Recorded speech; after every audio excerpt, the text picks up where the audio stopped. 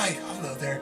This is Kirby Meister 2, and today I'm looking at Monster Hunter World. Isn't it a beautiful sight? I mean, just look at its beauty. Marvel in its beauty, as has never been seen by mortal men. Wait, what is that? It's a kazoo, hungry for its power and wisdom.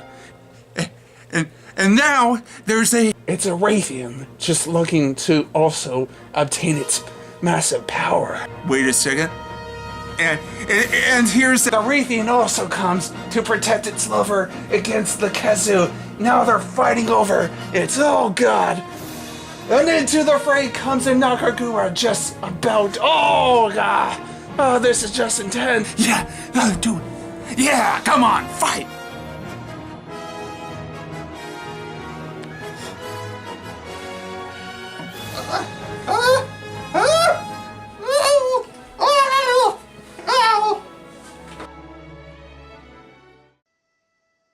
Hello, and welcome to the review of Monster Hunter World for the PS4. Monster Hunter has been a huge part of my childhood back in the PSP days. So I was very excited that the PS4 would finally get a Monster Hunter game. I mean, God. After weeks upon weeks of playing this game, what do I think about it now? Well, let's find out. Toast. Monster Hunter as a series always had one simple plot. Just hunt monsters that are threats to a small village. It's almost the same here, but this time hunters traveled to this island called the New World in hopes of discovering its secrets. Unlike previous games, the monsters seem more of a nuisance than an actual threat. Yeah.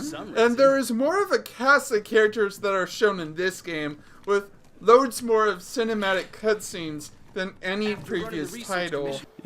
Personality-wise, these suck. They don't do enough to be developed, and in the whole story, they are practically useless. The girl that goes along with the hunters in the whole story, basically useless. She goes like, I kinda need help. The main focus of the story aren't those characters at all. It's the players as hunters. Monster Hunter is very different compared to most games. Unlike having a simple weapon with simple controls, World introduces a plethora of weapons to choose, like the bow, heavy crossbow, longsword, heavy sword, insect glaives, sword and shield, lance, and etc. Each weapon caters to a player's style. Do players want to be in the back and not get hurt easily and attack far away?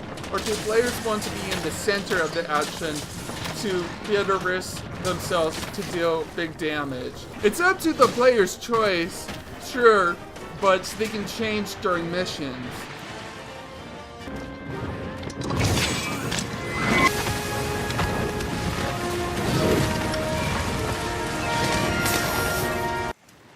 Some of the cool things about this game are the turf wars.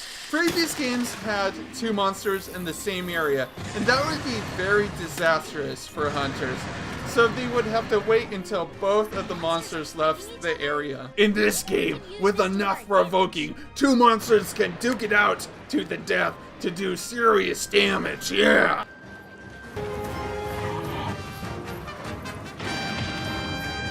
There are also breakable environments to do critical damage to monsters when struck down. Yeah! The game finally allows what vets have been waiting for a long time, and that is to drink potions while moving. Yeah!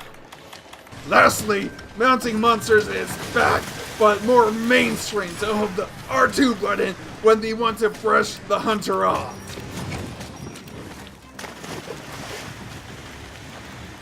There are also scoutflies to help track monsters, but they are more of a distraction when other things are around, like hunting and rocks.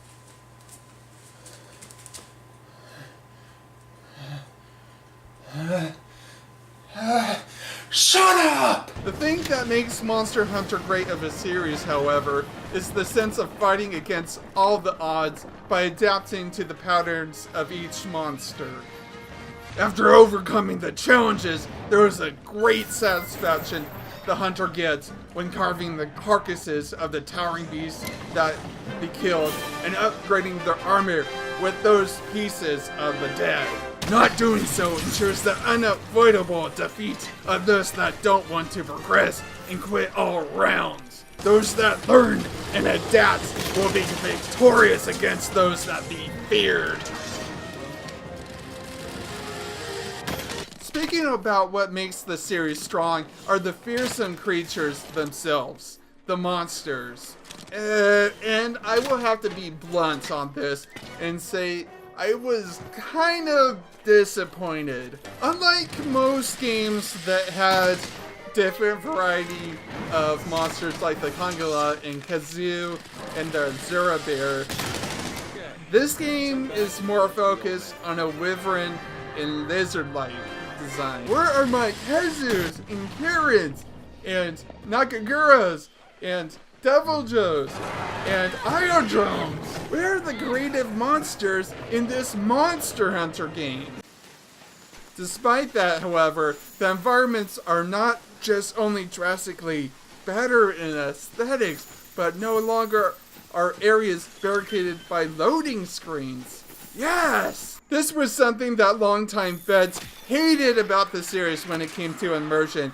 So, seeing this, it's just glory to my eyes. Areas are not tied together by narrow paths or by vertical places to climb up. And how they just look are visually gorgeous to the eyes.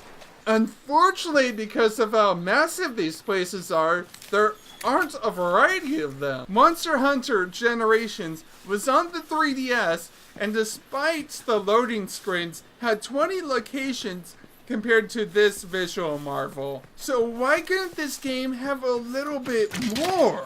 The music also seems to struggle with the lack of variety. The songs themselves are good quality-wise, so I have no problem. My main problem is that the songs are more orchestral this time. Yes, previous games did have this, but they also had songs that went for a primitive vibe, which worked out for the atmosphere. And yes, there are some great songs again. It's just atmospherically wise as a whole, it just doesn't work. Okay, so looking into Monster Hunter World with all of its praises and flaws was a hard thing for me to do. What I did like is that the locations are beautiful and without having to worry about loading screens, and that some of the gameplay has changed greatly with the introduction of the turf wars and the destructible environments. What could have been tweaked a little bit are how the scout flies work, and that there should have been hand-holding when needed.